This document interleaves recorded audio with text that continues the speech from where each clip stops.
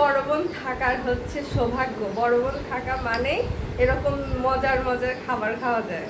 এটাই হচ্ছে বড় বোন থাকা কপাল। আসলে যারা বলে যে বড় বোন থাকা অনেক ভাগ্যের ব্যাপার, খাবারগুলো দেখলে বোঝা যায় যে হ্যাঁ, বড় বোন থাকা কতটা ভাগ্যের ব্যাপার। আপু না থাকলে তো এইগুলো খাবার আর খেতে পারতাম না বাসায় এসে।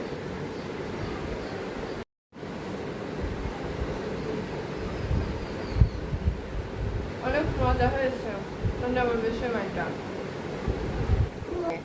যাই প্রতিবার বাড়ি এসে আপুর হাতের এরকম মজার মজার খাবার খেতে কি যে ভালো লাগে, সেটা মানে আপুর হাতের কেকের থেকে শুরু করে এইসব মজার মজার খাবার খেয়ে সব মানে অন্য জায়গায় খাওয়ার পরে আপুর খাবারটাকে অনেক বেশি মিস করি। আর কেকের কথা তো কি বলবো, আপুর কাছে তো এখন আর অন্য কোনো কেকই মজা লাগে না। যাই হোক, এটা বেস্ট ছিল আমার কাছে। এবার ঈদে যত প্রকার সেমাই খেয়েছি তার মধ্যে আপুর হাতের এই নবাবী সেমাইটা হচ্ছে আমার কাছে বেস্ট। Thank you.